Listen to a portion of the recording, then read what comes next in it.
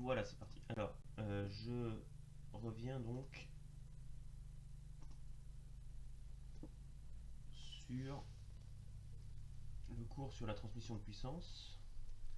Donc Chloé, a priori, comme c'est une de tes demandes, n'hésite pas à ouvrir ton micro et à m'interrompre oralement si tu as besoin. Je reviens pas sur la question de cours, je reviens ici. Donc ici, on était en présence d'un train d'engrenage, donc d'un réducteur.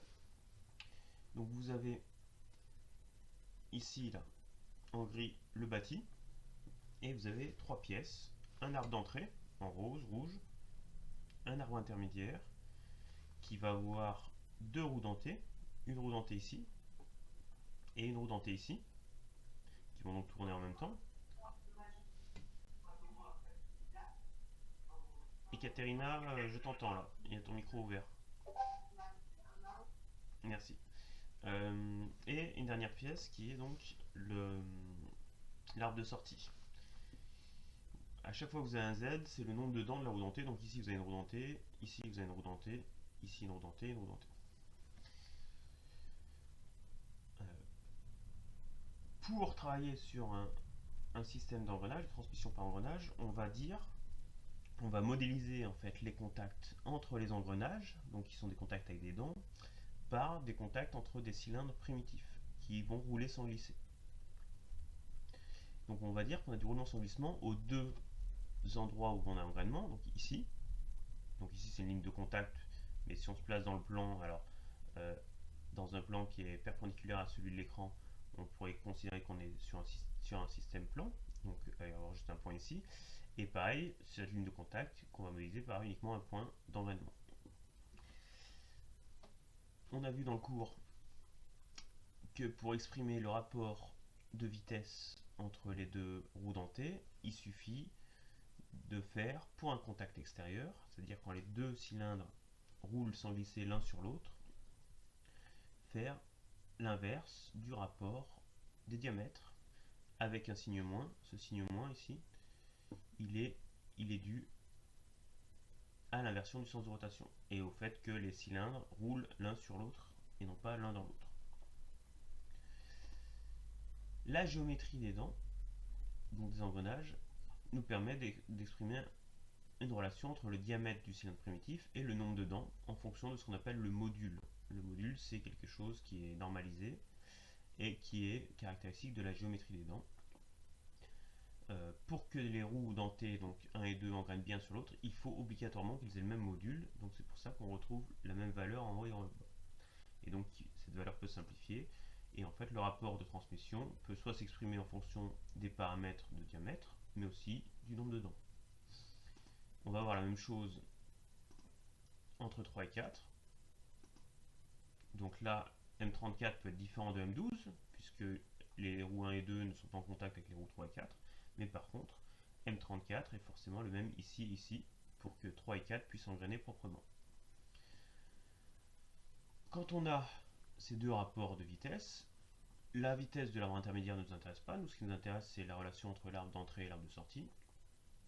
Donc on peut faire le produit de ces deux rapports et on tombe sur ce produit-là. Si on veut essayer de retenir un peu ce qui se passe, c'est que sur un train d'engrenage simple, le rapport des vitesses de sortie sur la vitesse d'entrée, c'est égal à moins 1 puissance n, n étant le nombre de contacts extérieurs, donc ici j'en ai un ici, 2, c'est pour ça que j'ai un plus. Le produit des roues menantes, donc ici j'ai la roue 1 qui mène la roue 2, donc en gros la roue 1 qui transmet la puissance à la roue 2, et ensuite la roue 3 qui transmet la puissance à la roue 4, donc les roues menantes c'est 1 et 3, qui mènent 2 et 4, donc produit des roues menantes sur produit des roues menées. Est-ce que c'est bon, Chloé? Alors le train épicycloïdal, le principe c'est qu'on a plusieurs pièces. Alors ici on a le bâti, donc qui est fixe toujours. On va avoir dans un train épicycloïdal 4 pièces, ou plutôt 4 familles de pièces, puisque des satellites on peut en avoir plusieurs. Deux planétaires, qui sont dans le type 1, un pignon et une couronne. Mais on verra par la suite qu'on peut avoir deux pignons ou deux couronnes. Un satellite, qui parfois peut être double, et un porte-satellite. le principe du train épicycloïdal, c'est qu'on a 3 de ces pièces qui tournent autour d'un même axe. Donc on a les deux planétaires et le porte-satellite qui tourne autour de l'axe de révolution de notre système, donc de l'axe ici. Donc le satellite qui est ce pignon-là, la couronne extérieure, et le porte-satellite qui tourne tous les trois autour d'un même axe. Et on a des satellites qui tournent autour d'un axe propre qui est lui-même mobile par rapport aux autres. D'accord ? Et c'est ça qui donne son nom au train épicycloïdal. Alors, si on essaie de comprendre ce terme d'épicycloïde, je vais essayer de vous faire un dessin joli. En fait, si on regarde vu dessus, vous avez donc le pignon au centre qui roule sans glisser avec un satellite dans une couronne. Oula. Okay. Si vous prenez un point du satellite, donc ici, le satellite il va avoir un mouvement de rotation autour de son axe et autour de l'autre axe. Donc le satellite il va avancer. Donc en fait, ce point-là, il va avoir un mouvement qui va être comme ça.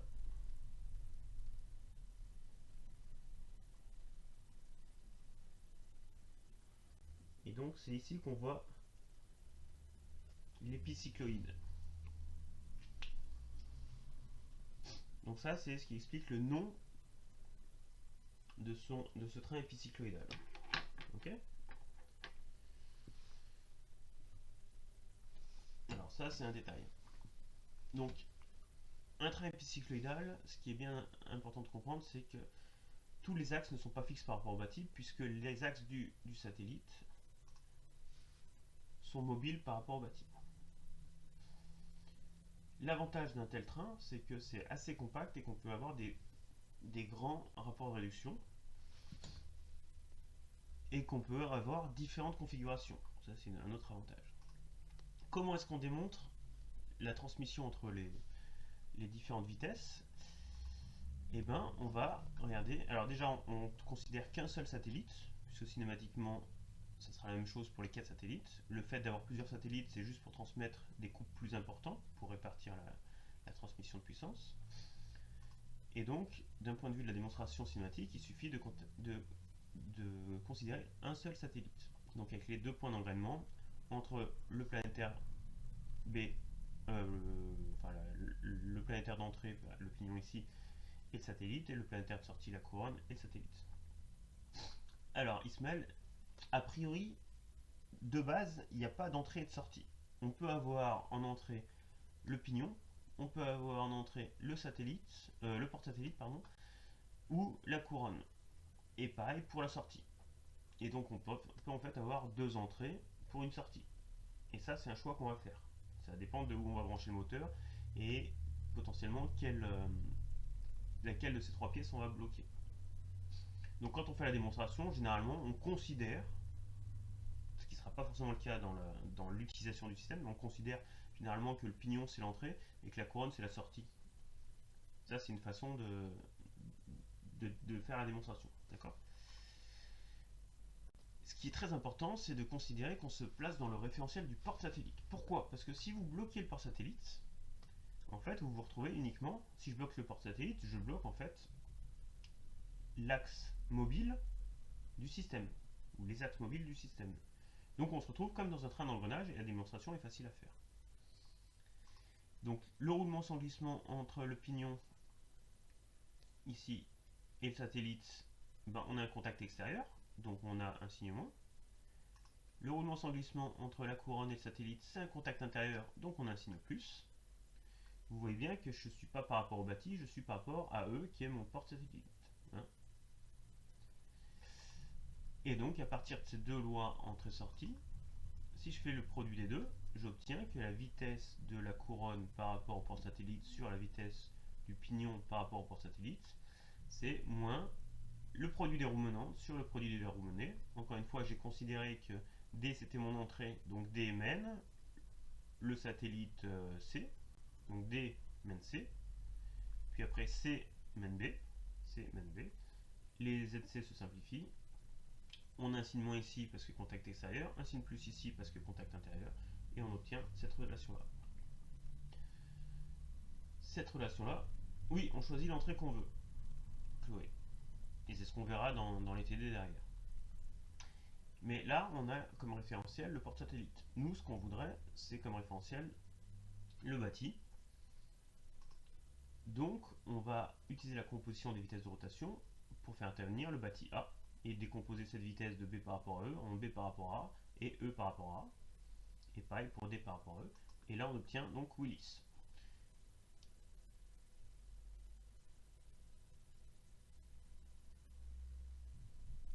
Alors oui, Romain, c'est vrai sur le train de type 1, et on reviendra, mais c'est pour ça qu'on a parfois des doubles satellites. En fait, le nombre de dents du satellite n'intervient pas dans cet exemple-là. Et donc là, vous avez la formule de Willis qu'il faut retenir comme ça. Vitesse du planétaire de sortie par rapport au bâti moins vitesse du porte-satellite par rapport au bâti sur vitesse du planétaire d'entrée par rapport au bâti moins vitesse du porte-satellite par rapport au bâti, c'est égal à moins 1 puissance n, n étant le nombre de contacts extérieurs, produit des roues menantes sur produit des roues menées. Alors je vais vous afficher le cours PDF pour revenir sur la question de Romain.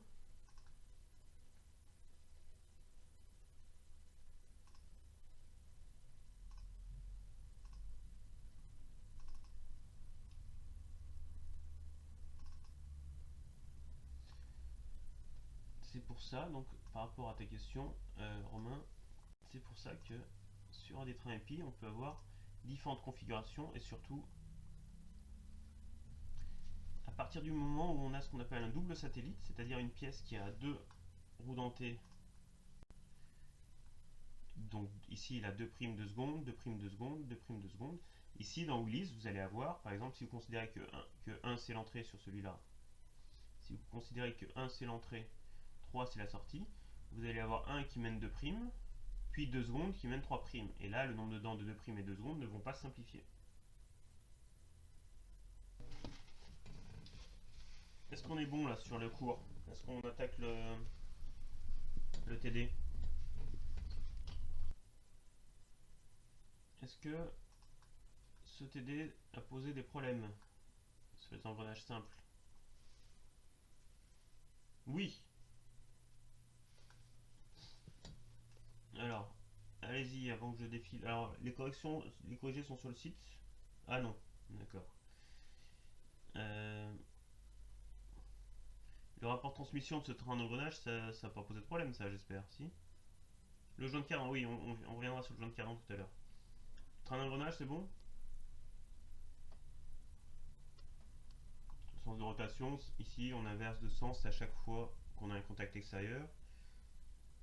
Donc en fait, il suffit de voir que les roues impaires vont tourner dans le sens horaire et les roues paires vont tourner dans le sens trigo. Donc comme 1 c'est une roue impaire, elle va tourner dans le même sens que l'entrée. Autrement, vous pouvez compter le nombre de contacts ici. 1, 2, 3, 4, 5, 6 contacts. Donc dans mon expression, j'aurai 6 fois moins. Donc moins 1 puissance 6. C'est pour ça que j'ai un plus à la fin. Et on obtient ce rapport de réduction. Et donc c'est bien un réducteur. Ça, vous pouvez le voir aussi quand vous regardez l'augmentation des diamètres entre les petites roues en entrée et les grandes roues en sortie, comme sur un vélo. Et non, parce que 5' et 5, ils vont tourner de la même, à la même vitesse. Hein. Donc on n'a pas, pas de vitesse de rotation de 5' par rapport à 5.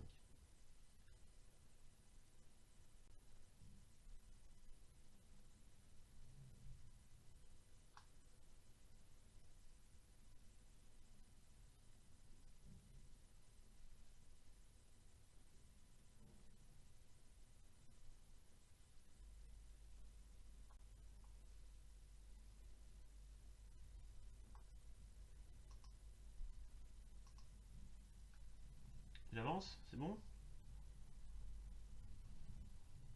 Ici, Alors ici, le sens de rotation, c'était juste pour que vous ayez une petite réflexion sur comment ça se passe avec une vis. C'est pas si évident à voir quand on n'a pas l'habitude. Pour ça, je vous propose, vous prenez une vis classique dans votre main, hein. Vous allez chercher une vis à bois ou une vis mécanique ou peu importe, et vous la mettez devant vous et vous la faites tourner. Vous regardez comment se déplace le filet et est-ce qu'elle va pousser ou tirer la dent suivant votre sens d'observation. Après, c'est du détail, hein, ça c'est des questions dont quelque part on se fiche pas quand on fait la conception parce que ça va être important, mais d'un point de vue des calculs, ça aura peu d'influence. C'est bon pour ces questions-là? Donc j'avance. J'ai pas vérifié, tout le monde est là? 1, 2, 3, 4, 5, 6, 7, 8, 9, 10, 11, 12, 13, 14, 15, 16, 17, 18. Tout le monde est là, bravo.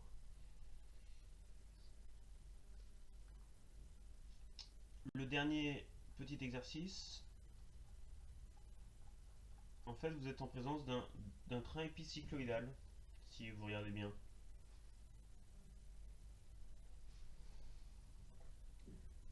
Ne se simplifie pas? Si, alors les engrenages au milieu se simplifient, Romain.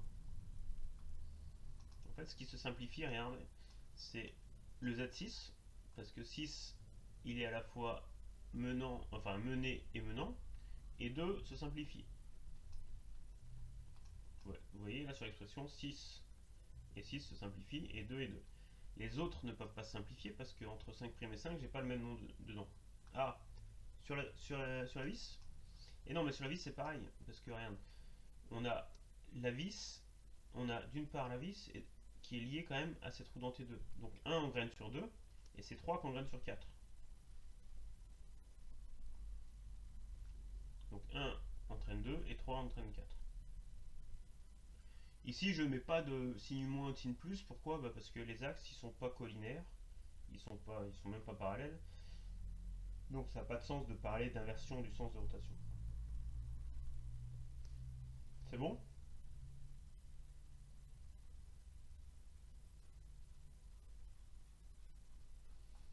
Donc ici, si vous regardez bien, vous avez en fait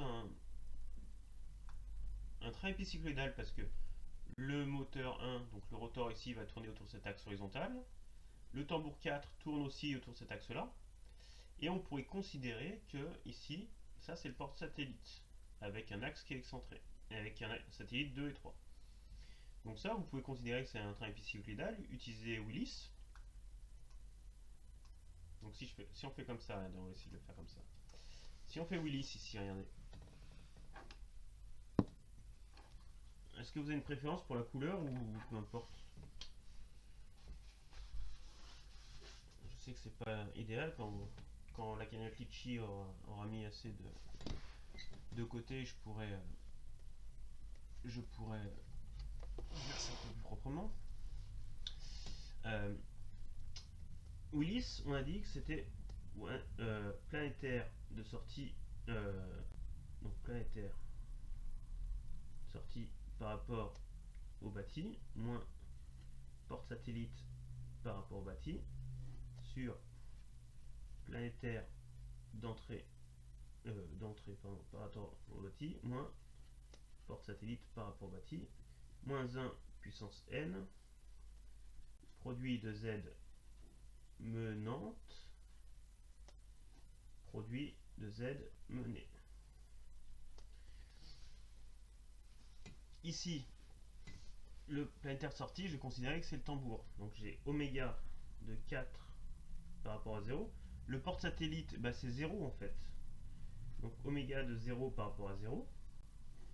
L'entrée c'est 1, oméga 1 par rapport à 0, moins oméga de 0 par rapport à 0. Donc ça c'est nul. C'est moins 1 puissance n. Donc moins 1, combien de contacts extérieurs? Si je regarde des contacts extérieurs, j'en ai un ici. Donc moins 1 au carré. Et le roue menante, j'ai 1 qui mène 2. Donc j'ai Z1 qui mène 2. Z2. Puis après, j'ai Z3 qui mène 4. Donc j'ai la relation entre mon entrée et ma sortie. D'accord?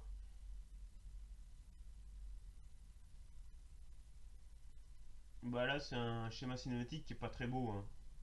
Il faut bien comprendre que quand vous voyez des choses comme ça, là, d'accord, donc des roues, des traits comme ça, ici, les petits traits là, ça représente des dents.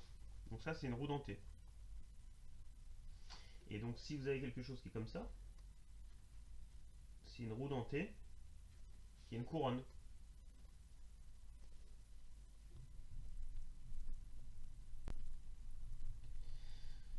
Euh, cette relation, en fait, comme on est sur des arbres, des mouvements de rotation fixes, vous aurez pu me dire que c'est pareil en disant que en fait, j'ai deux engrenages. J'ai oméga 2 par rapport à 0 sur oméga 1 par rapport à 0 qui est égal à moins Z1 sur Z2. Et oméga de 3 par rapport à 0, oméga 4 pardon, par rapport à 0 sur oméga 3 par rapport à 0 qui est égal à moins Z3 sur Z4.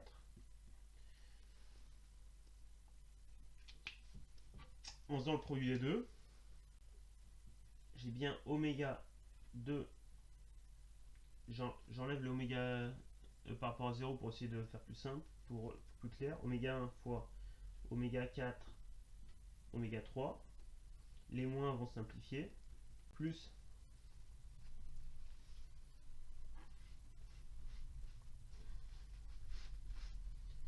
donc plus, parce que j'ai moins 1 au carré, donc Z1, Z3 sur Z2, Z4, et oméga 2 et oméga 3 c'est la même pièce, donc ça se simplifie. C'est bon?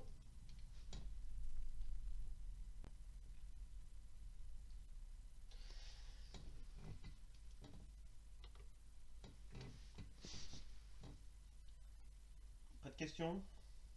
Alors pour les premières questions de ce TD là, en fait il fallait bien remarquer que l'anthrax A,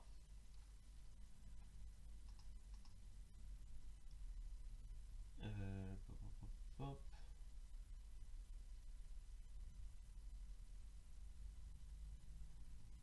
donc l'anthrax A, c'est la distance entre 4 et 3, ici, mais c'est aussi la distance entre 1 et 2. Hop, hop, hop, pardon. Ok? Et donc,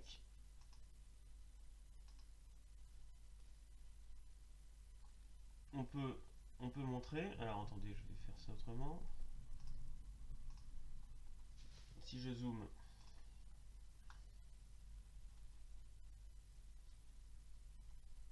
alors c'est pas beau, hein. Mais cet anthrax, ça va être égal en fait au rayon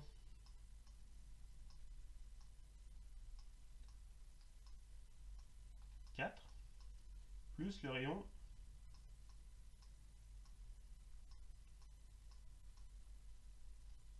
Enfin, j'aurai un stylet, ce sera beau, hein. Et cet anthrax, il est aussi égal au rayon 1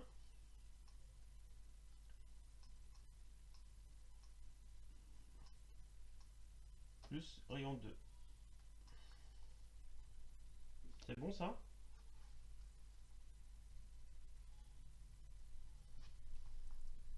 C'est pas très beau, hein, mais j'essaie de faire comme je peux, hein. Merci Baptiste. Un bon point. Et donc c'est ça qui va me permettre, en disant que le rayon en fait il est relié au nombre de dents, donc mz divisé par 2, c'est ça qui va me permettre de déterminer le nombre de dents de la roue 3A, ou le nombre de dents de la roue 1, ou encore le module de 1 et 2.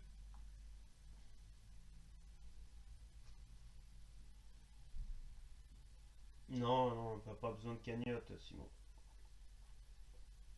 Enfin, sauf si c'est pour m'offrir une bouteille de champagne ou des chocolats, ça vous pouvez, hein. On n'est quand même pas du matériel de travail.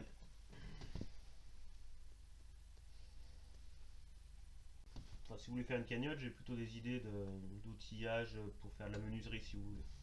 Mais on en reparlera.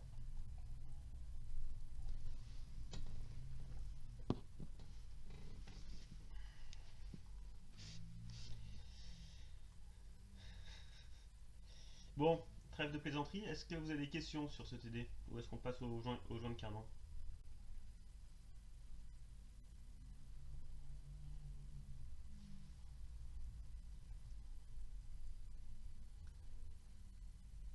Christophe, il veut pas m'entendre ou il bosse tout seul?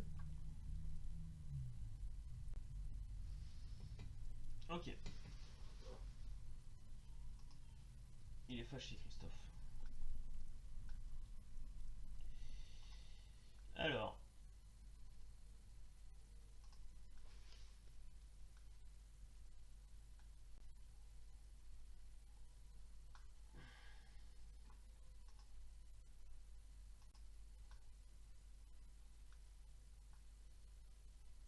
c'est un TD. À la base, je vous demandais de faire le schéma de loi entrée-sortie. Après, je me doute bien que tout seul chez vous, ça aurait été très compliqué. Normalement, je le fais avec vous.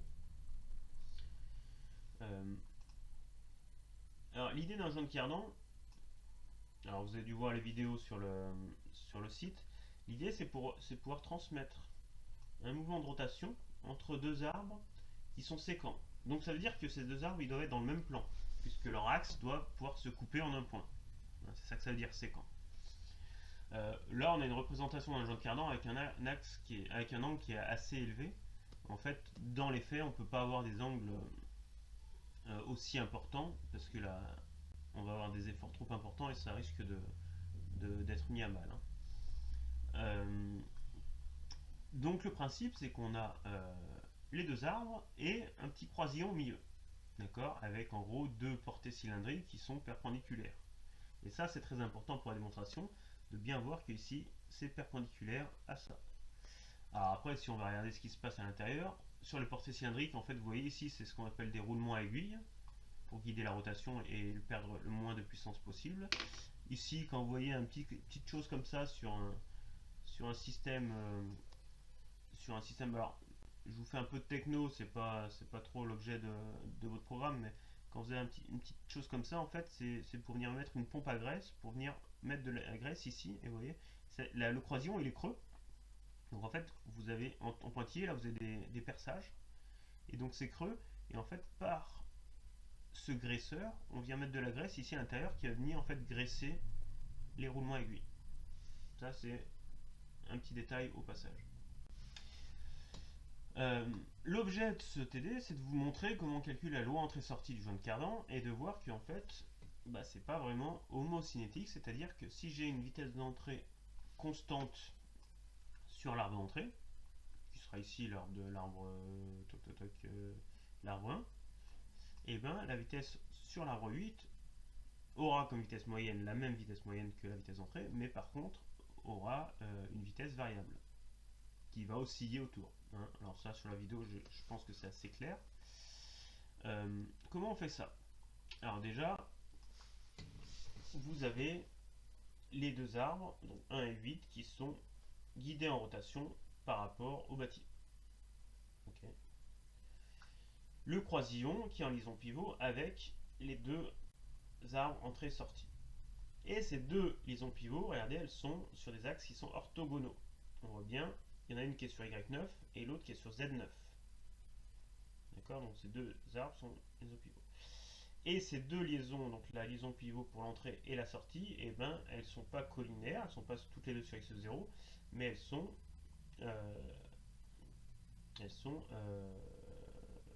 entre deux axes qui sont donc séquents et donc qui sont orientés avec un angle ici alpha. Donc alpha, il va être dans notre calcul fixe. D'accord? Dans les applications, alpha il va pouvoir bouger, mais c'est pas là où on va avoir des vitesses de rotation importantes. Donc les figures de changement de base, alors j'ai vu Romain j'ai vu que vous aviez bossé hier après-midi. Romain il avait fait quelque chose de bien. Alors le petit problème quand même que j'ai sur ce corrigé que je viens de remarquer, c'est qu'il manque quand même l'orientation des angles. Donc là on va mettre des petites flèches pour orienter. Hein. Donc Romain, tu avais juste un problème de signe. Tu m'avais mis un moins alpha. Non, on met pas de moins. Oui, alpha point va valoir 0. Alpha, il est juste là pour positionner. C'est pour ça que là, vous voyez, j'ai pris la même couleur noire pour le repère 0 et 0', pour bien montrer que en fait, on est dans le bâti. Oui, mais en fait, c'est un TD, je suis désolé, hein, mais c'est un TD que j'ai écrit pour le faire en direct avec vous, hein, donc là, j'étais un peu. Je l'ai déjà un peu modifié en catastrophe pour pas vous faire ce schéma cinématique qui est quand même pas simple, mais normalement, je le construis avec vous.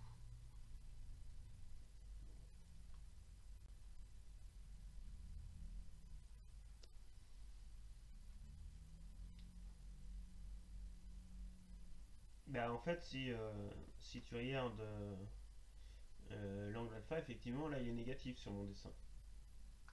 Donc, Romain, tu as raison, mais, euh, mais si on met bien une flèche ici, de x0 vers x'0, on a alpha positif. Mais ça, encore une fois, c'est mon corrigé ou mon dessin qui n'est pas assez explicite.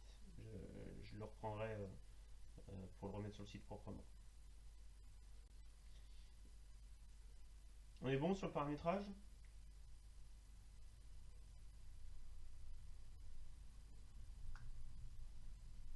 Je comprends pas tes questions, Romain. On se retrouve avec x puis z. Donc ouais, y, ici c'est là, y est fixe. Donc y0 c'est y'0. Et on passe de z0 à z'0 par alpha, et de x0 à x'0 par alpha aussi. Alors, si vous avez une chose à retenir pour un joint de pierre dense, c'est que ce croisillon qui est violet ici, là, il a ces deux pivots qui sont sur des axes orthogonaux. C'est-à-dire que je sais que j'ai y9 et z9 qui sont perpendiculaires. Ils sont dans la même base, c'est assez facile à voir. Donc ça, c'est évident. Mais je vois que y9 c'est égal à y1 et que z9 c'est égal à z8. Ce que je suis en train de faire, je suis en train d'essayer de faire intervenir le θ1 et le θ8. Donc après, ici, je viens exprimer y1 dans la base 0. Donc y1 c'est cos θ sur y0 et sinus θ sur z0. Et Z8, c'est Z8 c'est là. Z8 c'est cos θ8 sur Z'0 et moins sinus θ8 sur Y0. Et donc ensuite je projette le Z'0 pour faire intervenir le alpha. Et je vais avoir du cos alpha qui va intervenir. Je manipule un peu tout ça parce que en gros quand je vais faire mes produits scalaires y0, produit scalaire z0 ça fait nul, z0, produit scalaire z0 ça fait 1, z0, x0 c'est nul, z0, y0 c'est nul, et y0, y0 ça fait 1. Est-ce que c'est bon ça? Ou ça va trop vite? Alors, Simon, je suis pas encore en train de dériver, hein.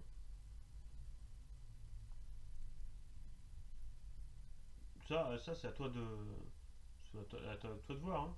Non mais Simon, tu peux... c'est comme tu es le plus à l'aise, hein.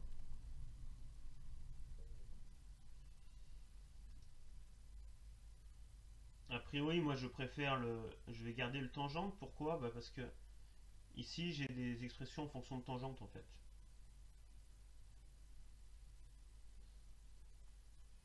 Alors projeter directement, ça veut dire quoi, silène? Par rapport à ce que j'ai fait. Si c'est plus simple, hein, prenez la parole au micro, hein. Que les composantes en Y0. Ah oui, mais tu perds des informations si tu prends pas les composantes en Z0, hein. Il faut faire attention à ça. Donc votre loi entrée-sortie, elle est là, hein.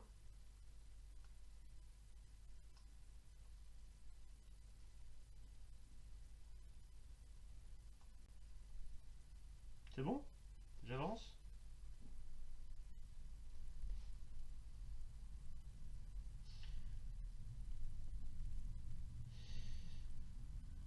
Euh, alors Alors je pointe, juste un petit aparté, je pointe personne, mais je sais qu'il y a des gens bon, qui ont l'habitude de pas trop intervenir en TD, euh,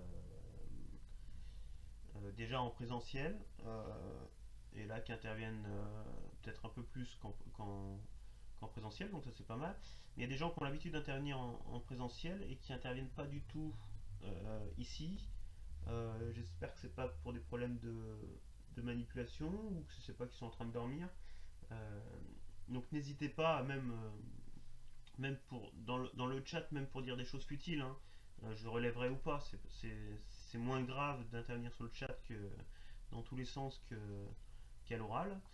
Euh, mais n'hésitez pas, même tous ceux qui me mettent des petits oui pour me dire c'est bon, n'hésitez pas à le faire. Ça vous coûte pas grand chose à taper sur le clavier. Et moi, ça me rassure un peu sur votre état dans l'avancée du travail quand même. Et encore une fois, n'hésitez pas à prendre la parole pour que je me sente un peu moins seul aussi. Ça me fait du bien. Tu sais pas comment je gère quoi?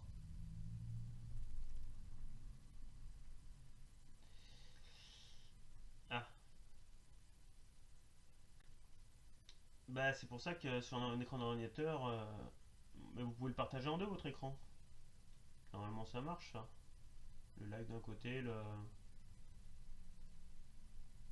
Ah t'arrives pas, vous n'arrivez pas à afficher les deux en même temps sur l'écran, c'est trop petit. Chloé elle fait des progrès fous hein, sur Discord, hein.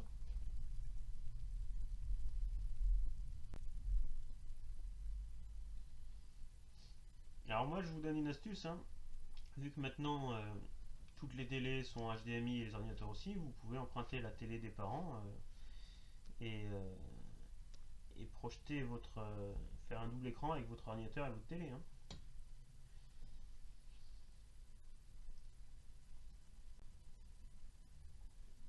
Bon après il y aura peut-être des morts parce qu'avec cette histoire de confinement, peut-être que la télé c'est un bon moyen de ne pas se taper dessus, je sais pas. Mais...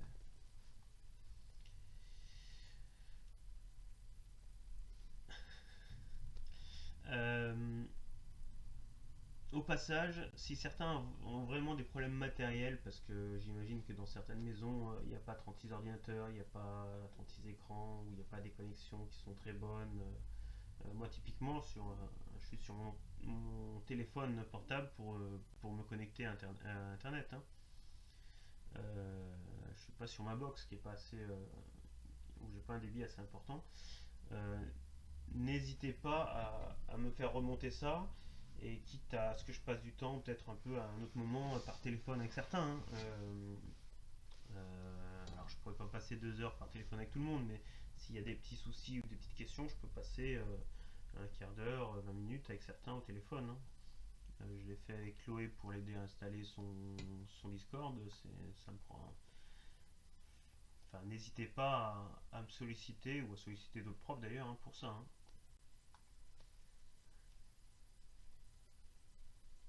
Maintenant qu'on a fini notre petite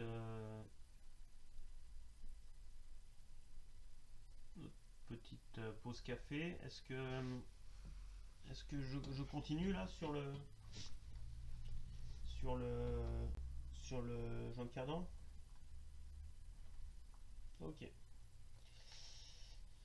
Donc quand vous dérivez, comme nous l'a fait remarquer Simon tout à l'heure, vous obtenez du 1 plus tangente carré ou alors du 1 sur cos carré. Moi j'ai gardé le 1 plus tangente carré comme je vous l'ai dit parce que dans ma loi entrée sortie je veux pouvoir remplacer ce tangente de θ8 par tangente θ1 et donc tout exprimer en fonction de, le- de- pardon de ma de mon angle d'entrée. C'est bon? Donc là c'est tangente carré θ8, hein, que j'ai remplacé par tangente carré θ1 cos carré alpha.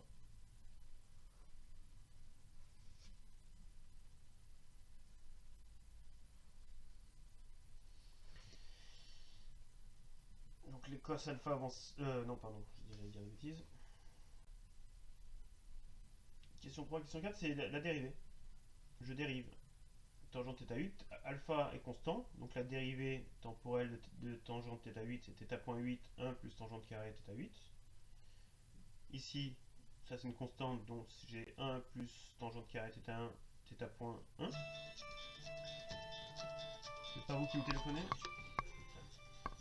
30 secondes, j'ai un appel qui est potentiellement important. Je suis désolé. Oui, allô? Oui. Oui. Vous êtes. Vous êtes vraiment devant chez moi? Vous êtes devant un portail? Non. Vous êtes au 27 terre là, monsieur, je pense. Je suis désolé, moi je suis en train de travailler en visioconférence, mais ma compagne est là. Je suis à la fenêtre, vous n'êtes pas devant chez moi, vous voyez le petit rond-point? Ouais, je suis de l'autre côté du rond-point sur la rue des Chasseurs, moi. Là, vous êtes au 27 terre, 27 bis en fait. D'accord. Vous verrez, j'ai encore la poubelle jaune qui est devant chez moi et j'ai un portail qui est ouvert en fer forgé vert avec un gros amandier. Vous sonnez, ma compagne viendra vous. Merci, monsieur.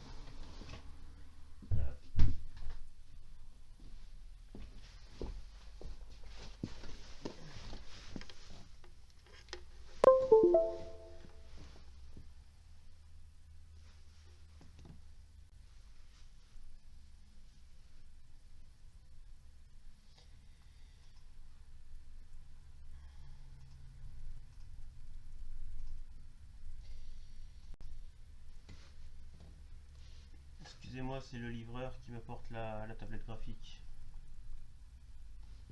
Non, c'est pas vrai, mais j'aurais bien aimé que ce soit ça.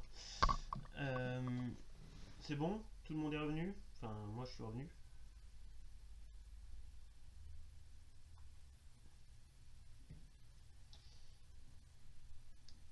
Ok. Et donc on obtient cette relation-là qu'on peut manipuler en remplaçant cos carré par un sinus carré pour faire apparaître le sinus carré ici, le cos carré ici avec la relation que vous connaissez déjà, et on arrive donc à trouver cette expression-là. Quand on voit cette expression-ci, on voit bien que le rapport de réduction entre les deux vitesses, ça dépend de alpha, d'accord? Mais ça c'est constant, donc on pourrait se dire, bon, en fait c'est un rapport de réduction constant, mais ça dépend aussi de la position de θ1. Donc ça c'est variable. θ1 il va varier entre 0 et 2π. D'accord?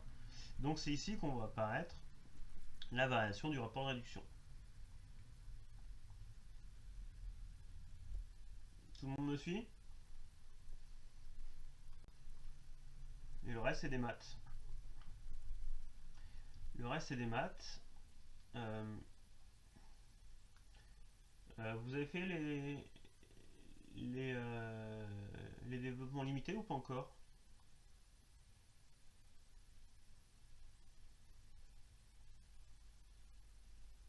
Ok.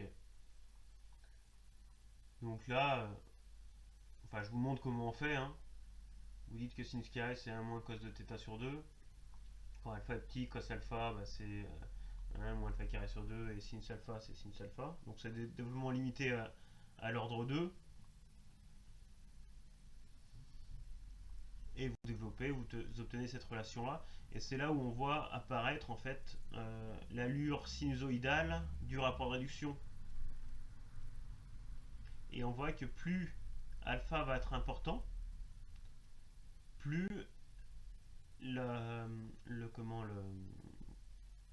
l'oscillation de la vitesse de sortie va être importante. Oui, c'est ça, Jolan. Hein, autrement, le cos alpha, il disparaît. En fait, tu trouves 1.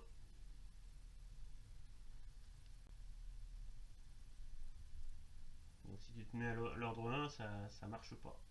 Enfin, ça marche pas. Oui, tu devais trouver un rapport de 1, toi. Et ouais. Est-ce qu'il y a des questions?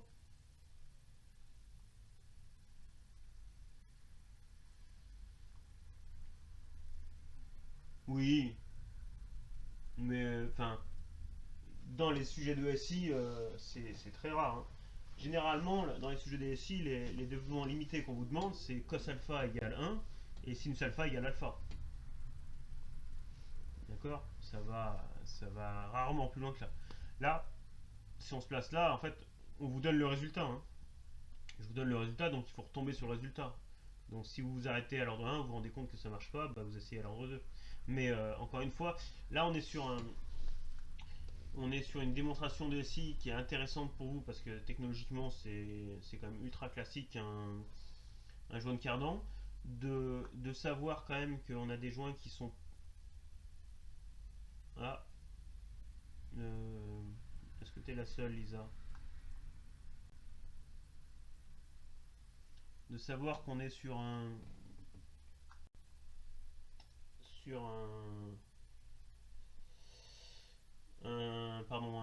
une transmission qui n'est pas homocinétique, c'est bien. Euh, voilà.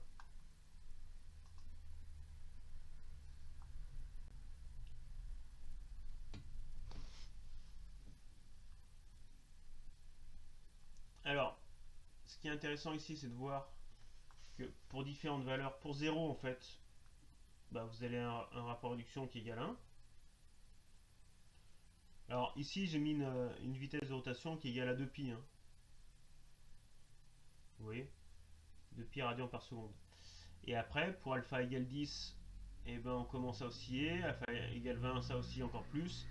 Et ici, bah, je dois être encore à plus de 20. On voit qu'on oscille beaucoup. Attention, c'est pas 0 ici, hein, c'est 5,4. Hein. D'accord. Donc on oscille toujours autour de la vitesse moyenne qui est la vitesse d'entrée. Oui, alpha c'est l'angle entre l'arbre d'entrée et l'arbre de sortie. Quand ils sont collinaires, ben, on a une transmission homocinétique, vitesse d'entrée constante, vitesse de sortie constante à la même vitesse.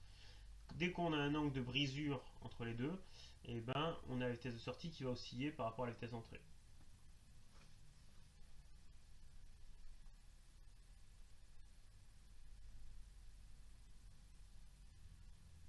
Alors, des à-coups pas réellement, parce que c'est une vitesse qui est quand même continue, et avec une dérivée de la vitesse qui est continue. Donc on ne peut pas considérer que c'est des à-coups, mais par contre ça fait des variations de vitesse, oui. Des accélérations et des décélérations. On parlerait d'à-coups si on avait une accélération qui n'est pas continue.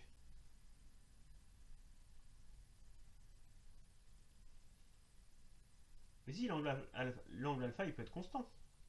L'idée c'est de... Si vous mettez un joint de cardan entre votre roue motrice, votre roue avant, et votre arbre de transmission, cet angle il va varier. Alors je vais revenir sur le volet, bah, le volet roulant pareil, hein, mais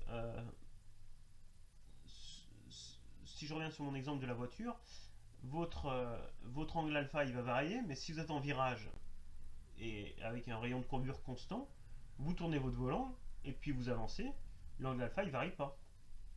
Et donc là, dans ce cas-là, si vous avez un joint de cardan pour transmettre, et ben la vitesse de votre roue elle va osciller par rapport à la vitesse du moteur. Quand vous déroulez un volet roulant, le truc c'est que c'est l'angle alpha, théoriquement il pourrait être constant, mais vous avez un angle de brisure qui est tellement important entre l'axe qui sort du mur, qui est normalement orthogonal au mur, et l'axe de votre manivelle, que comme cet angle de brisure est très important, vous avez des points d'accroche. Hein, je vous ai dit, le joint de cardan il n'est pas fait pour fonctionner avec un angle trop important. Alors que là, vous êtes sur des angles proches de 80 degrés, en gros, à 110 degrés. Et donc là, on a les points d'accroche qui vous imposent un peu de déplacer un peu la manivelle, et donc de faire varier cet angle alpha. Mais si vous montez sur une chaise, pour essayer de diminuer cet angle alpha, et d'avoir un angle de brisure un peu plus faible, vous verrez que vous pouvez garder la manivelle orientée de la même façon et juste la faire tourner sur son axe propre. C'est bon, Romain? Bon, en même temps, ça n'existe plus trop ces manivelles, hein. Je sais pas s'il y en a qui ont ça chez eux, mais...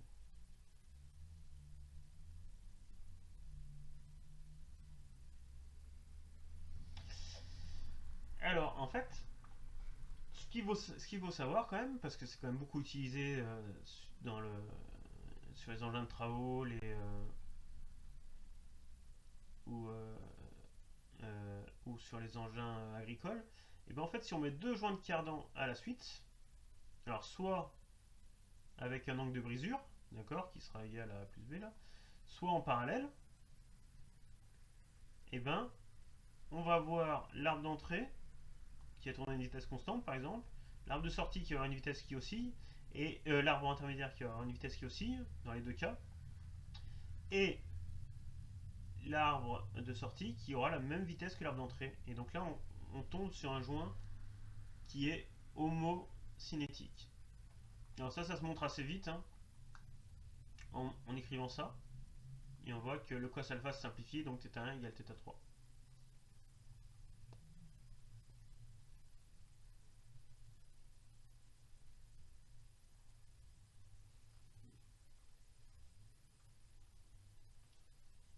Il faut bien voir que A égale B. Hein.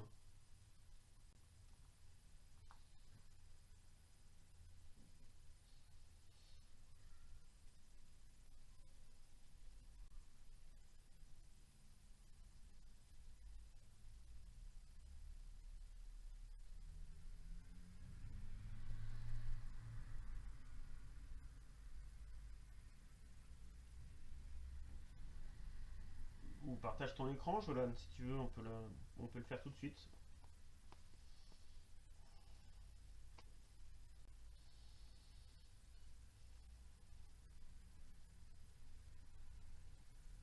Enfin, je sais pas si vous avez le droit de partager les écrans, vous.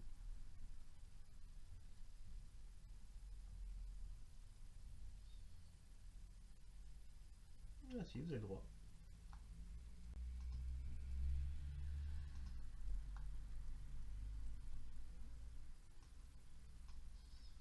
Alors je rejoins le... Ah pardon.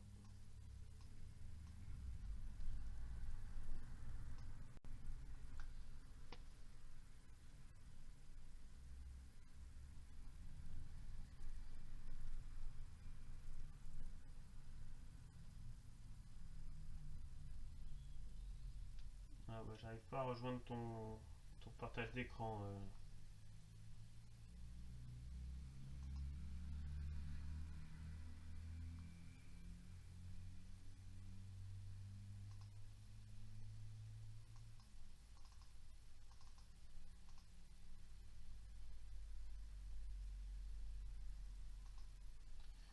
Bon.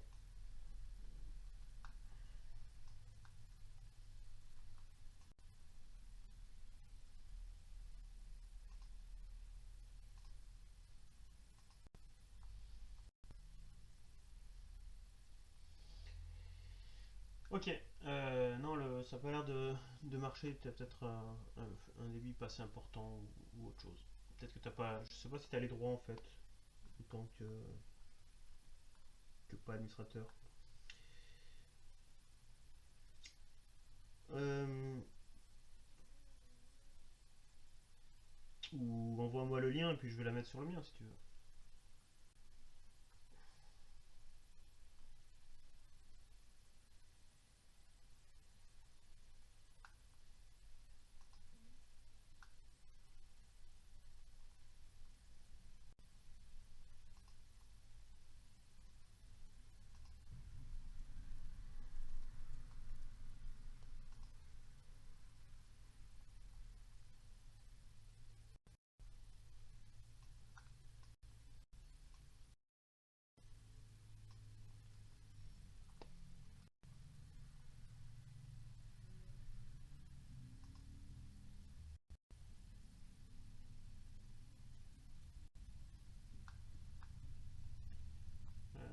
Hop, hop, hop, hop, hop.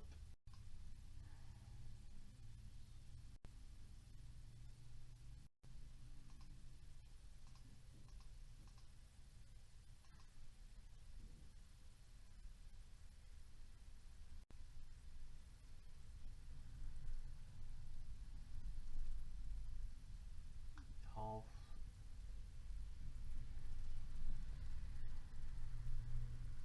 Donc, l'arbre de... Alors, si on revient sur cette vidéo,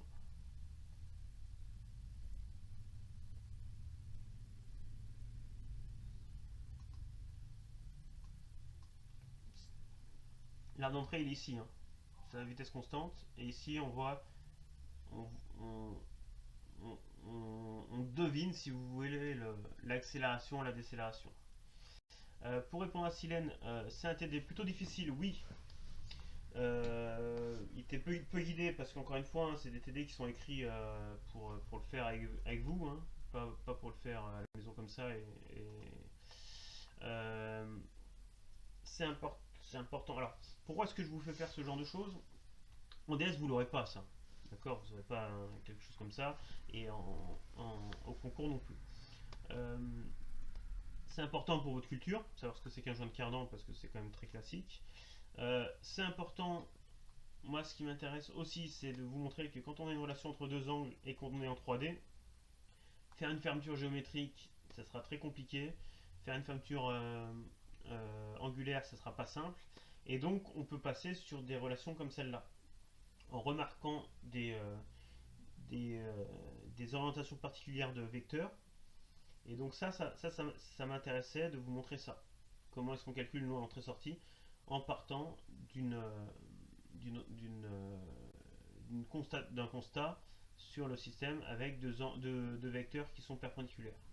Et donc en projetant dans une autre base ce produit scalaire. Donc ça c'est important. Après tout le reste après, qui est très mathématique, euh, c'est pour arriver au final à vous montrer qu'un joint de Cardan c'est pas homocinétique. Point. C'est plutôt pour votre culture technologique que pour le TD en lui-même si vous voulez. Hein. Pour vous montrer aussi quelque part que les développements limités qu'on fait en maths, bah, ça peut avoir des utilisations pour de vrai, hein, aussi. Donc ne vous inquiétez pas, c'est le genre de TD qui sont là pour vous faire travailler des points très spécifiques, mais qui ne sont pas des sujets qu'on retrouvera en DS en tant que tel. D'accord. Est-ce qu'on est bon?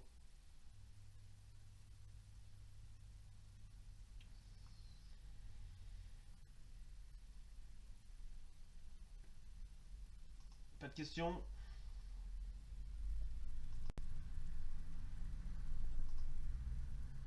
Pardon.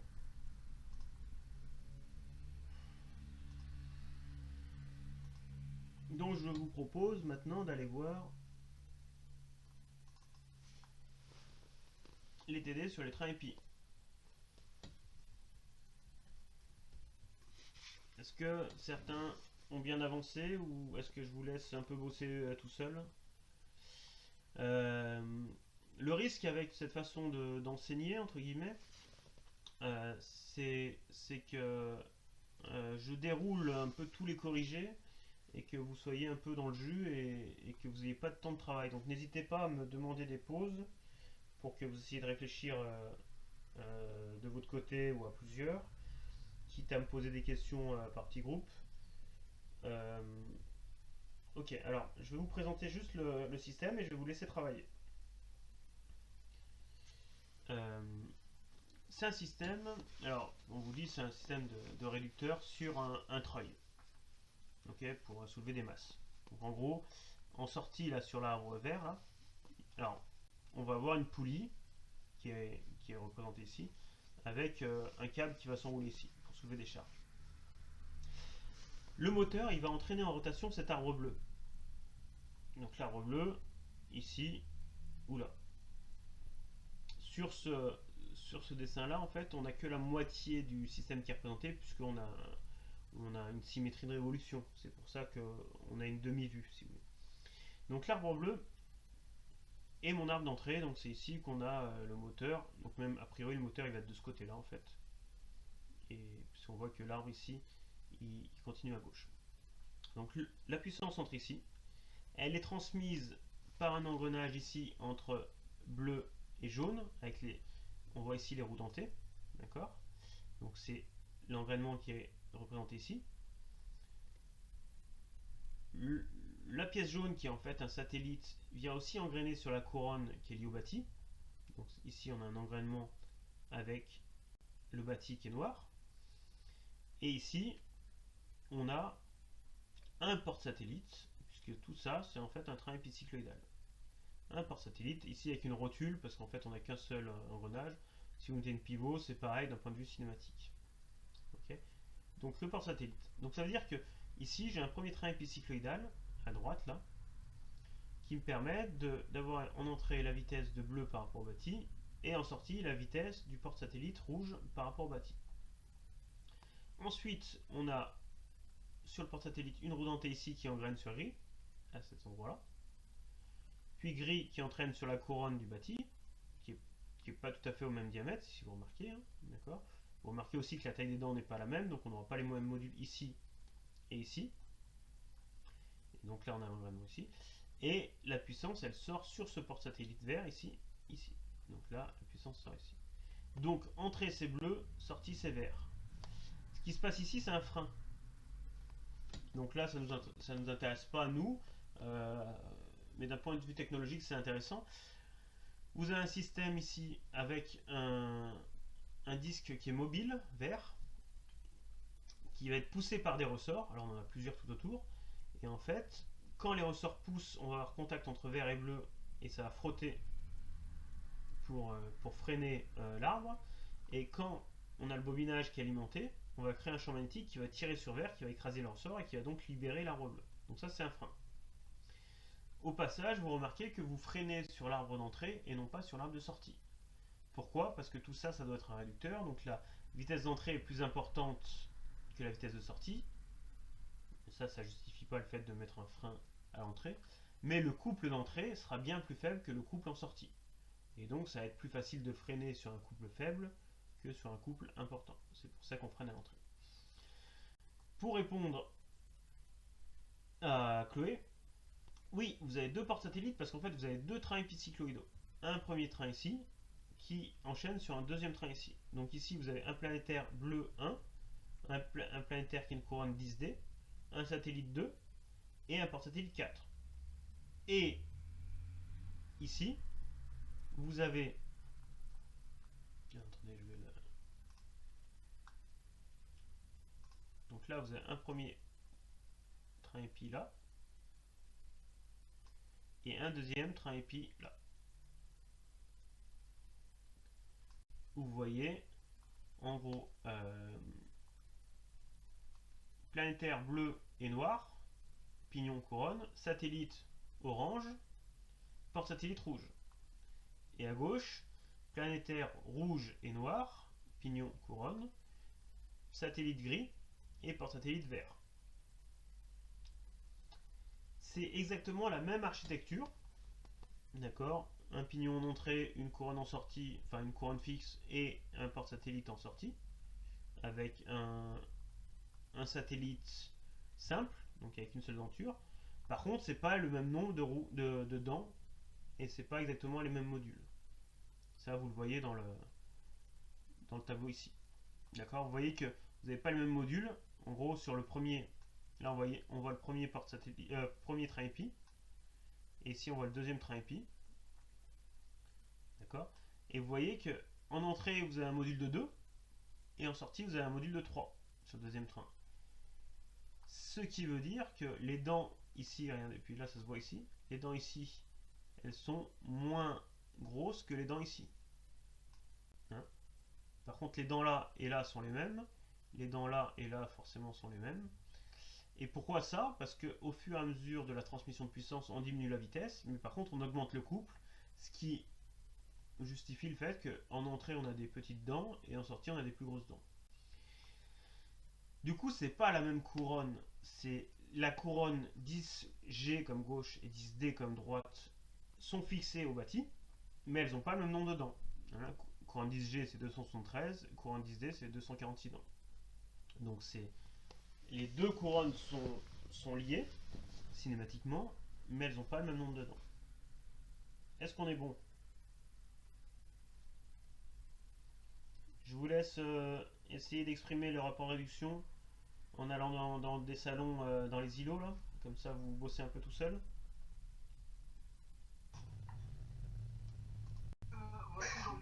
Attention, le prof est là. Attention. Vous avez des questions ou tout va bien? On pense avoir compris. En fait, repère, c'était par rapport à la pièce, quoi. C'était ça. C'est une grosse pièce. Ah, en plus, c'est écrit. Ah non, c'est pas écrit. Ah non, mais c'est pas écrit en plus. C'est le numéro de la pièce, le repère.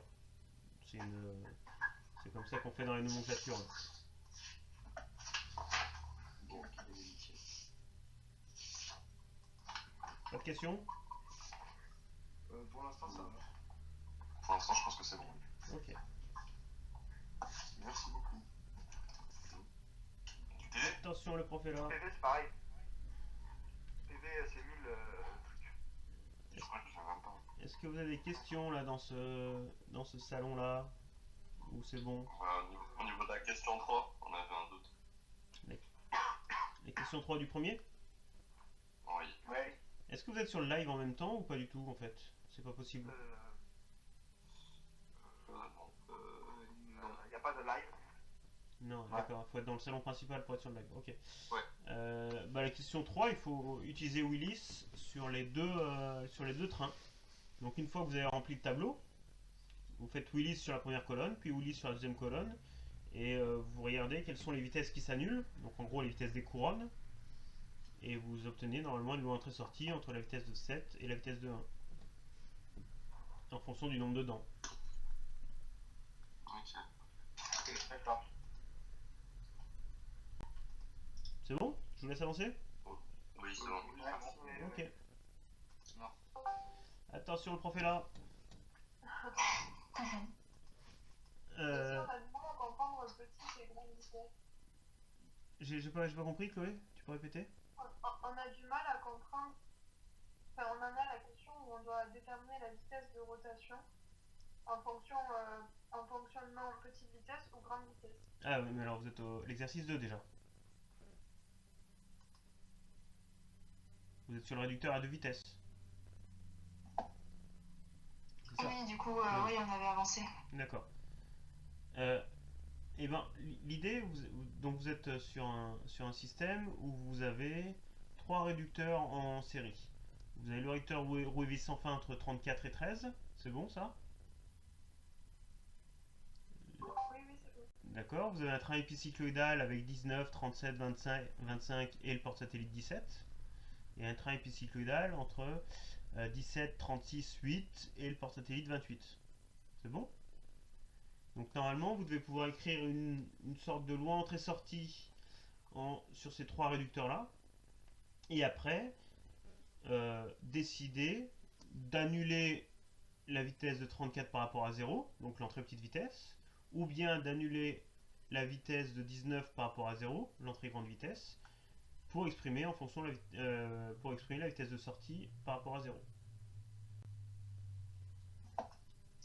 J'ai pas extrêmement bien compris. Enfin, c'est-à-dire comment ça annuler les vitesses. Et ben en fait, vous avez 2 entrées, l'entrée grande vitesse et l'entrée petite vitesse, où vous aurez un moteur sur chaque en fait. D'accord? J'ai raté un morceau parce que j'avais plus de wifi. Voilà. Alors, vous avez 2 entrées, grande vitesse, petite vitesse. Donc il faut imaginer qu'on a 2 moteurs, un moteur sur chacune. Et donc vous pouvez mettre en route ou non le moteur. Si le moteur est en route, bah ça tourne. Sinon, la vitesse est nulle. C'est bon? Ok, et du coup, en fait, on doit faire ce qu'on fait avec Willy sur la petite vitesse et sur la grande vitesse. Oui, Et après, on décide d'en couper un des deux. c'est ça. D'accord, c'est bon, je comprends. Et allez, je vous laisse. Monsieur? Oui, Monsieur? oui. Est-ce que vous pourrez mettre les TD qui Alors, ça, pour ce week-end pour qu'on puisse les refaire? les corrigés du site, du TD là? Ah oui. Oui, oui, ils seront sur le site là. Oui, mais D'accord, mais de tous les TD aussi qu'on a fait avant dans la semaine, enfin, disons. ils y sont déjà. Hein. Les autres Ah, corrigés sont ok, déjà. c'est moi qui alors. Ça va peut-être pas marcher, mais ok. Non, merci, monsieur. Autrement, vous m'envoyez par mail, pas sur Discord, hein, n'envoyez pas de message sur Discord parce que je suis connecté que quand j'ai cours, mais envoyez par mail et je mets à jour dans la journée. Ok, merci. Allez, tout le monde est là?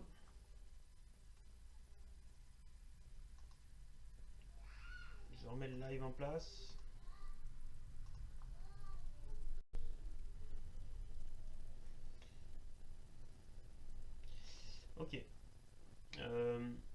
Donc rapidement, là vous avez la correction du premier TD à l'écran. L'idée c'est d'écrire 2 fois Willis, un sur le train de droite, un sur le train de gauche. D'accord? De bien voir que la couronne est fixe par rapport au bâti. C'est le cas pour les deux. Et donc en fait on tombe sur une relation où on n'a plus que 2 vitesses. Hein, le porte-satellite par rapport au bâti et le pignon d'entrée par rapport au bâti. Donc en manipulant cette équation là, on peut exprimer une loi entrée-sortie entre les deux en vous rappelant que lambda d c'est moins z1 sur z2 sur moins z1 fois z2 pardon sur z2 sur z10d. Donc là encore ça simplifie. Boum. On fait pareil de l'autre côté. Là ça simplifie et on obtient une autre loi entrée-sortie. Avec ces deux lois, vous avez oméga 4 et oméga 4 dans les deux, qui est une vitesse intermédiaire, hein, sur l'arbre intermédiaire. Et donc si vous exprimez l'un dans l'une que vous injectez dans l'autre, vous pouvez exprimer une relation entre la vitesse d'entrée et la vitesse de sortie. Et tomber sur cette expression-là, avec le rapport de la vitesse d'entrée et la vitesse de sortie. Au passage, vous voyez que vous n'avez pas de signe moins, donc ça veut dire que les deux arbres vont tourner dans le même sens. Et vous obtenez un rapport de réduction de 0,03 à peu près, ce qui est quand même très important. Ça veut dire que l'arbre en sortie tourne beaucoup moins vite que l'arbre d'entrée, et donc le couple est bien augmenté. Ça veut dire que, pour répondre à la question d'Emmanuel, ici on ne pose pas oméga 10 par rapport à 0 est nul, mais si on regarde le système,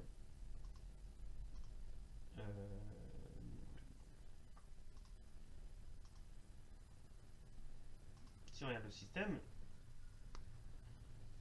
oméga 10 c'est le bâti. Enfin 10 pardon, c'est le bâti. Donc la vitesse du bâti par rapport à lui-même est nulle, oui. Pareil pour 10G. Donc c'est pas une hypothèse qu'on fait.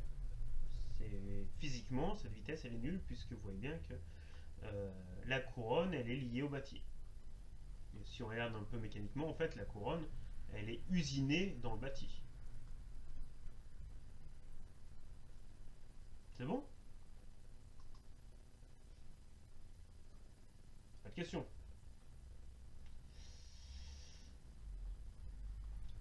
Alors pour l'exercice 2, c'est un peu plus compliqué, enfin un peu plus complexe plutôt que compliqué. Est-ce qu'on peut ne pas écrire les W qui sont nuls?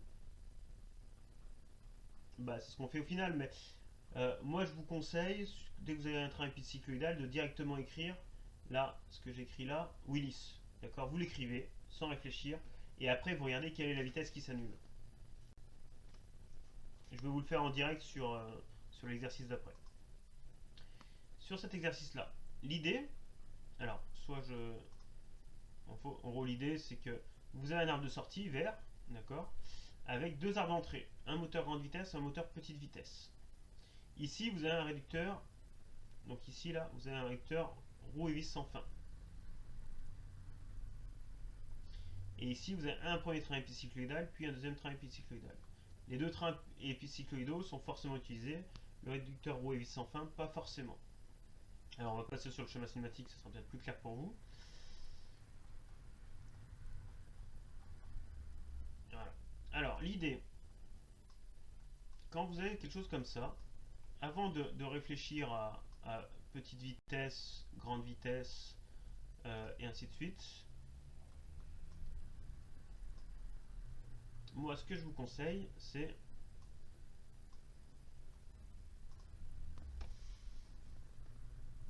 ah, pourquoi ça a bougé ça?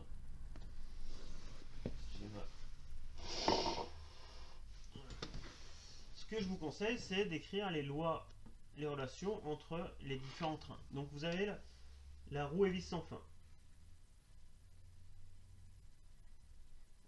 Donc en gros, ça, vous savez que oméga de 13 par rapport à 0 sur oméga de 34 par rapport à 0, c'est égal à Z34 sur Z13. Z13. Ça, c'est la roue à vis sans fin.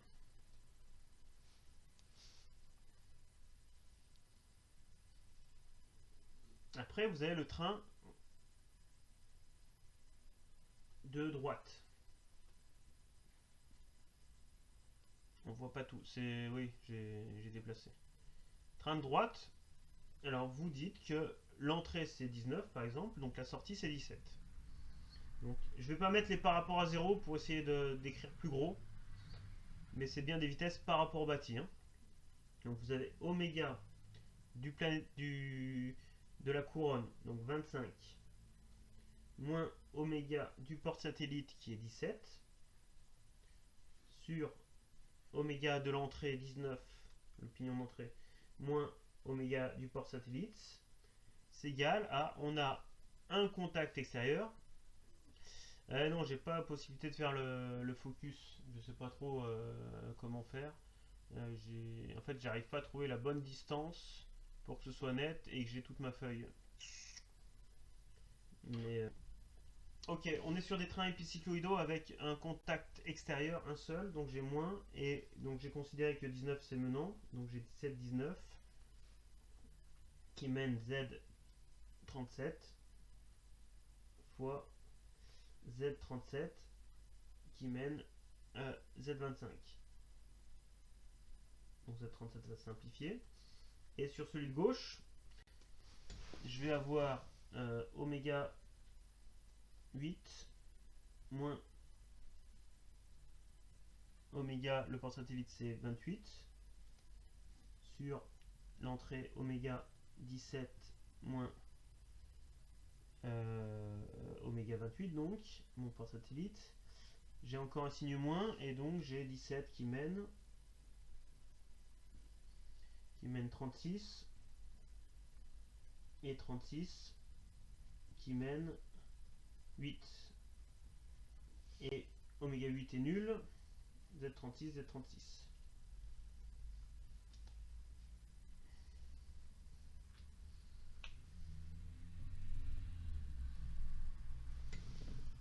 Est-ce qu'on est bon là? Ah ouais, c'est mieux, non? Merci Emmanuel.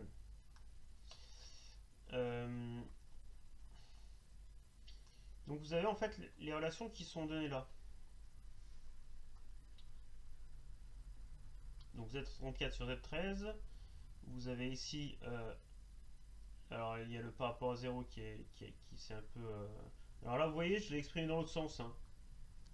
Oméga 19 et oméga 25 sont inversés, mais donc Z25 et Z19 sont inversés aussi. Hein. Et là, j'ai la dernière raison. Donc ici, après, alors vous pourriez, alors je vais essayer de vous le faire proprement. Comment est-ce que je peux faire ça proprement? Si je prends, en fait, mon expression du train de gauche. Train de gauche, j'ai oméga 10, oméga 28 en sortie.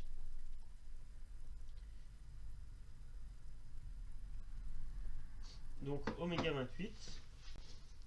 Alors attention, est-ce que c'est bon là? Si je prends mon expression oméga 28, donc j'ai oméga 28, pardon, oméga 28 qui est égal à, alors lambda g c'est moins Z17 sur Z8, donc moins Z17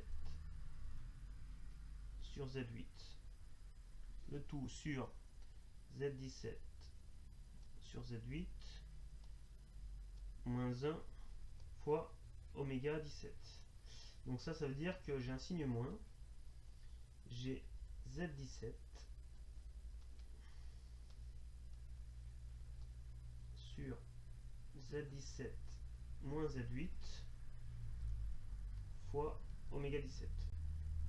Ok? Mais oméga 17, je peux l'exprimer en fonction du reste là-haut. Donc, j'ai du moins Z17 sur Z17 moins Z8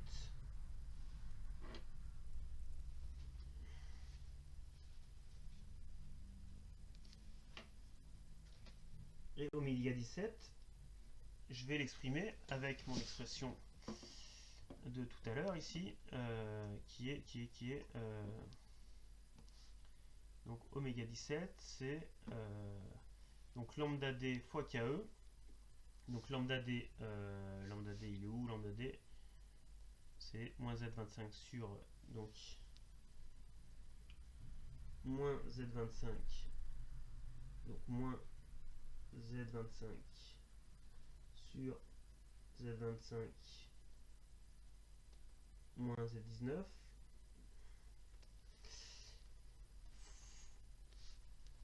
fois oméga 25, si je dis pas de bêtises.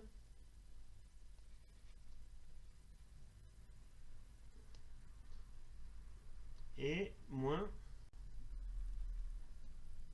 donc 1 sur z25 sur z19 moins 1 oméga 19.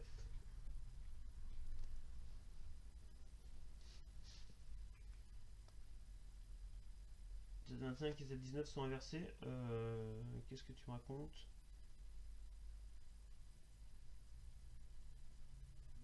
Je l'ai mis à l'envers?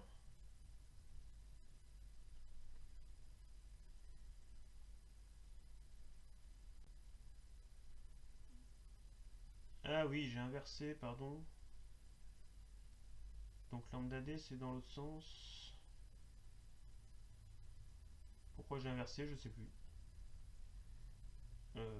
Oméga 19. Attendez, dans quel sens il faut le faire? Oméga 17 c'est...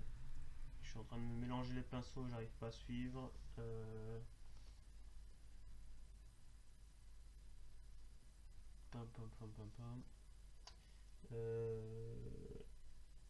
Oui, j'ai inversé ici, je sais pas pourquoi j'ai inversé.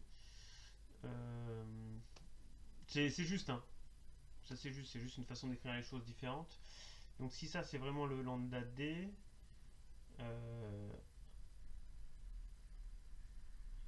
ouais, mais donc ça veut dire que j'ai inversé le lambda d.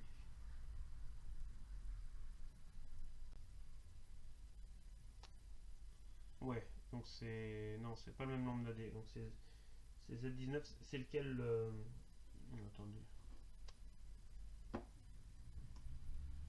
19.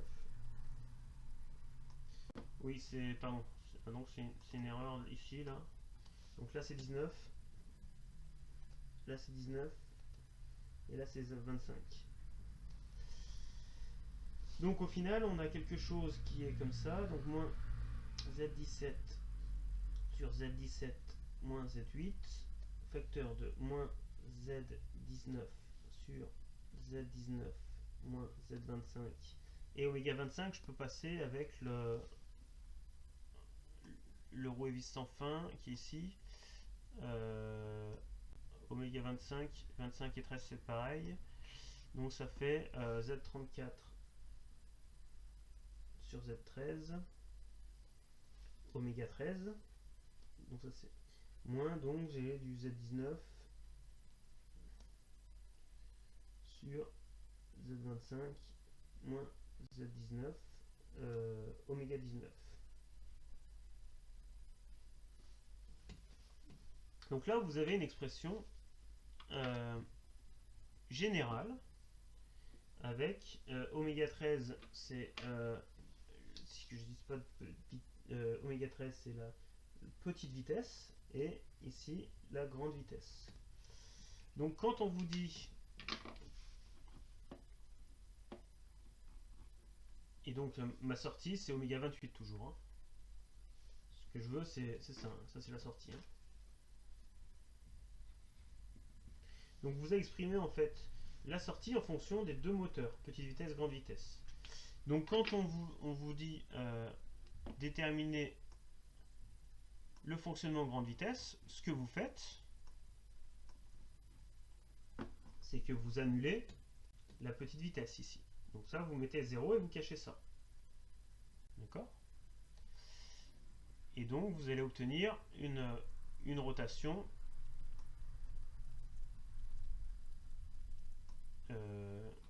pardon, petite vitesse, non, grande vitesse. Grande vitesse, on vous dit que les deux tournent peut-être. J'ai oublié. Que je dise pas de bêtises.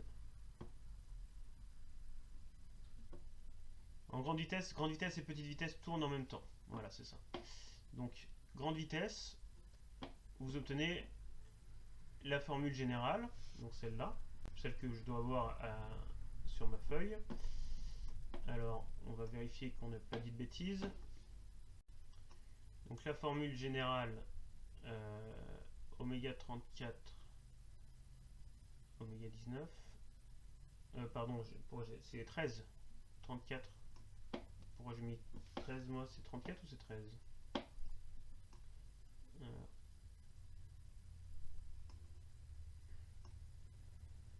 Oui, c'est 34, pardon. Ici, c'est 34. 34, donc ici, je me suis planté. Donc là, ça doit être 13 et là, 34.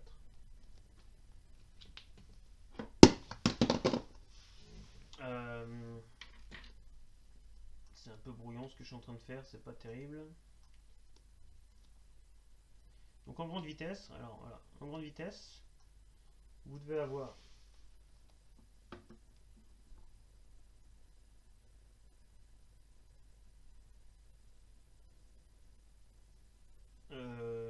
toc. Bon, il doit y avoir une erreur il y a une erreur dans mes calculs là. On doit retrouver le Z17 fois Z25 fois Z34. Maintenant, je sais pas pourquoi j'ai inversé là, c'est bien 13 et 34.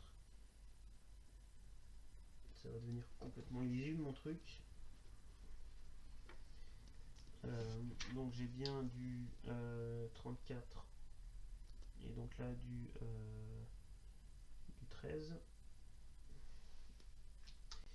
Et a priori, je me suis planté ici sur les signes moins. Ici, c'est du 25 et pas du 19. Ça doit être... c'est le problème d'écrire les choses sans avoir les trucs à l'écran.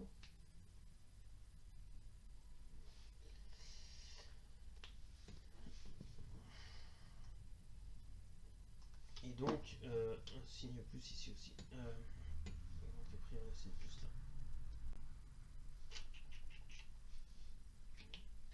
là. Donc, à quand même à réécrire proprement hein, sur vos copies. Et donc, là, vous allez à la formule générale, en fait, puisque les deux moteurs tournent. Et il vous suffit de remplacer oméga 34 et oméga 19. Alors ici, par la même vitesse qui est 1500 tours minutes, mais on pourrait potentiellement avoir des vitesses différentes sur les deux moteurs. Et on trouve la vitesse de sortie de 54,8 tours minutes. En fonctionnement petite vitesse, en fait, on prend oméga 19 égale 0, c'est-à-dire que ce terme-ci, il disparaît. D'accord? Et vous remplacez oméga 34 par 1500 tours minutes et vous tombez sur une vitesse de 5,3 tours minutes. Alors après, en fait, sur un système comme ça, on peut dire, bah, je prends mon moteur petite vitesse, je le mets à 0, je fais que tourner le moteur grande vitesse, et là assez vite vous allez vous rendre compte qu'en fait vous allez tourner à 54,8 moins 5,3 tours minutes, donc genre à 49 tours minutes. Après vous pouvez aussi dire, eh ben, je fais tourner un moteur dans un sens, l'autre moteur dans l'autre sens, et donc là vous allez passer de 54,8 tours minutes en moteur grande vitesse si vous inversez le sens de rotation, à 54,8 tours minute, moins 2 fois 5,3, donc c'est quelque chose à 44,8 tours minute. Et ainsi de suite. D'accord? Vous pouvez essayer de faire des combinaisons en fonction des différentes rotations des deux moteurs d'entrée. Et donc là, on utilise vraiment la particularité du train épicycloïdal, qui a donc potentiellement deux entrées pour une seule sortie. Alors, on l'utilise uniquement sur un des deux trains. Donc on l'utilise uniquement sur ce train-ci. D'accord? Ce train-là, qui a donc deux entrées, l'entrée bleue et l'entrée bleu foncé, donc avec deux moteurs pour faire tourner une sortie rouge. Sur ce train-là, on utilise une entrée pour une sortie puisque la couronne est fixe. Alors je suis désolé pour la démonstration un peu brouillonne. sur ma tablette, c'était pas assez clair. Est-ce que vous avez des questions? Est-ce que je vous ai tous perdus ou est-ce que ça a été quand même?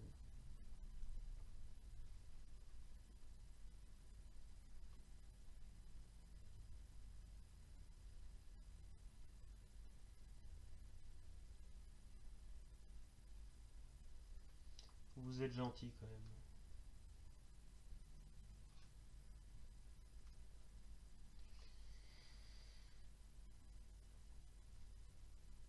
Donc, si on veut quand même essayer de sortir une démarche générale, ce qui est important, à mon sens, c'est que quand vous tombez sur un système comme ça avec des trains épicycloïdaux, vous commencez par écrire proprement à partir de la formule de Willis. Alors vous pouvez la redémontrer, hein, mais vous écrivez ces formules-ci, hein, d'accord, et après c'est des maths. Donc ça c'est la roue et vis sans fin. Ça c'est Willis sur le train de droite. Ça c'est Willis sur le train de gauche. Donc vous l'écrivez. Ici vous voyez que vous avez une vitesse qui est nulle, celle-là. Et après bah, c'est juste de la manipulation d'équations. En ayant bien compris quelles sont les vitesses d'entrée et les vitesses de sortie.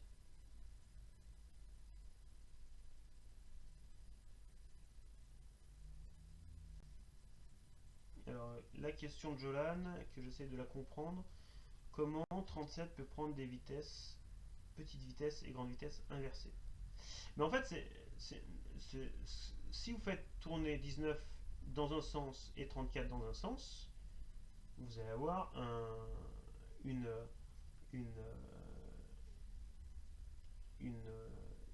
vitesse dans un sens, puis avec une certaine valeur, et puis vous pouvez inverser le sens de rotation. Alors attention, je vais vous remontrer l'animation, pour vous montrer ça, l'animation, puis après on s'arrêtera, parce que je ne sais pas quand est-ce que vous avez cours, mais je vais vous montrer l'animation du train épicycloïdal, l'animation flash. L'idée, c'est que d'une manière générale, on pilote généralement la couronne et le pignon d'entrée. D'accord? Et on sort sur le porte-satellite. Ça, c'est ce qu'on fait sur le. C'est ce qu'on fait sur les deux trains qu'on a. Sur le train d'entrée, on peut piloter soit le pignon. Donc ça, c'est la grande vitesse. Oui, c'est la grande vitesse. En gros, alors là, je mets à 10, mais ça pourrait être 1500 tours minute. Donc, si on est en petite vitesse, en fait, on laisse le pignon à 0 et on pilote la couronne. D'accord? Et donc là, on a en sortie en petite vitesse. Donc là, je suis à 6,2. D'accord? Si je suis à grande vitesse, je pilote les deux. D'accord? Et donc, on tourne à la. Alors, dans notre application, on n'est pas à la même vitesse. Pourquoi? Parce que les vitesses d'entrée sont pas les mêmes en fait, puisqu'on a le réducteur roue et vis sans fin. Mais là, vous voyez, si maintenant je décide de faire tourner, par exemple, mon pignon d'entrée à la même vitesse mais dans l'autre sens, ça me change la réduction. Ou si je fais pareil mais sur la couronne, donc c'est-à-dire sur votre petite vitesse, ça change la réduction aussi. Donc la vitesse de sortie c'est celle-là, hein, celle qui est grisée, celle sur laquelle je peux pas jouer. Est-ce que ça éclaire les choses ou pas du tout? Oui, en grande vitesse, on vous a dit on fait tourner les deux à la même vitesse. D'accord? Donc là je suis en grande vitesse. Alors c'est pas les mêmes valeurs, mais là je suis en grande vitesse. En petite vitesse, on vous dit on fait tourner que la couronne. Donc c'est-à-dire que le planétaire ici, il est à 0. D'accord? Donc là je suis en petite vitesse. Et en plus j'ai une réduction intermédiaire avec le roue et vis sans fin. D'accord? Mais après, je peux imaginer que, alors si je le fais tourner dans l'autre sens, bah, on va avoir le signe négatif, mais on peut imaginer faire tourner les deux et en sens inversé. Et là, vous augmentez encore la réduction, et ainsi de suite. Est-ce que c'est clair? Je vais vous laisser parce qu'il faut quand même que vous alliez manger. Euh, J'aimerais des. Alors, déjà, je sais pas si vous avez remarqué, j'ai changé le curseur suite à la demande des PCSI1, qui est pas toujours blanc. Donc là, par exemple, il est noir. C'est mieux. Est-ce est-ce que vous pensez que c'est mieux que je le mette en rouge? Ou là, il n'y a pas de souci. Ok. Euh, Très bien. Euh, la séance, a priori, je l'ai enregistrée. Je vais arrêter l'enregistrement. J'essaierai peut-être de couper la vidéo pour couper tous les blancs. Et je la mettrai sur le site. Je suis pas sûr. Alors, ce sera sur YouTube, mais peut-être pas en public, que vous y aurez accès en passant par le site. Ça, c'est une chose. Vous me direz si vous allez le voir ou pas, pour que je continue à le faire. Euh, et et nous, on est plusieurs collègues, alors pas forcément au lycée Joffre, hein, mais de manière générale. Euh, ouais, sur les PDF, mais alors sur les PDF, je sais pas comment ça se gère en fait. Là, vous voyez, il faudrait que je.